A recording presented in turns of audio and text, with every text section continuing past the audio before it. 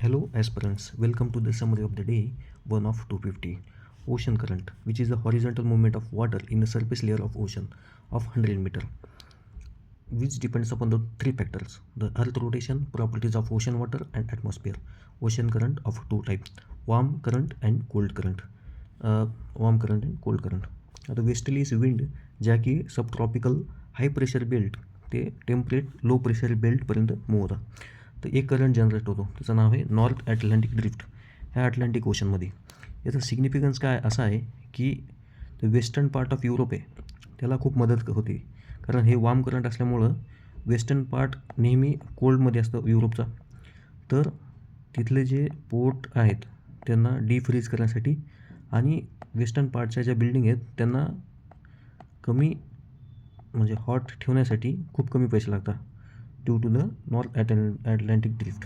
आणि fishing area कोणता असतो की जिथं वार्म करंट आणि कोल्ड करंट मीट होता आणि area of upwelling is a greater fishing zone.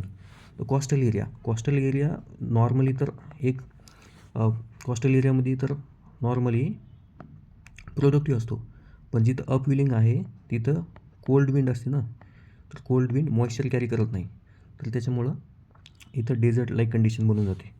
ठीक आहे. Ocean current based on speed and direction are of three types: drift, current and stream.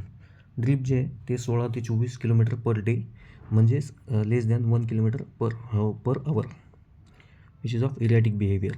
एरियाटिक behaviour म्हणजे की त्याची डिरेक्शन आपल्याला कळत नाही, त्याचं बिहेवियर कळत नाही. ओशन करंट म्हणजे की 6 ते 8 किलोमीटर पर आवर, आणि स्ट्रीम जी राहते की 8 ते 10 किलोमीटर पर आवर.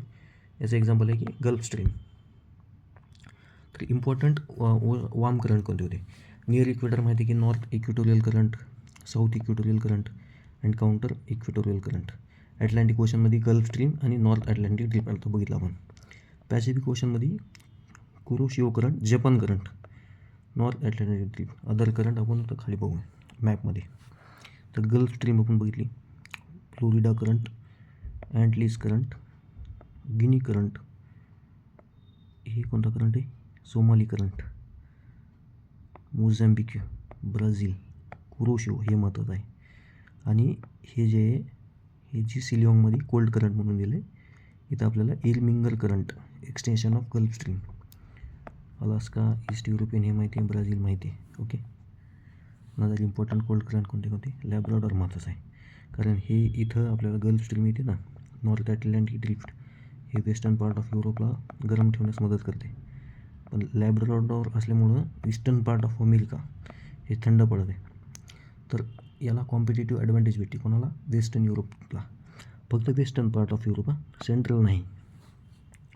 त्याच्यानंतर काय इकडे कॅलिफोर्निया माहिती आहे.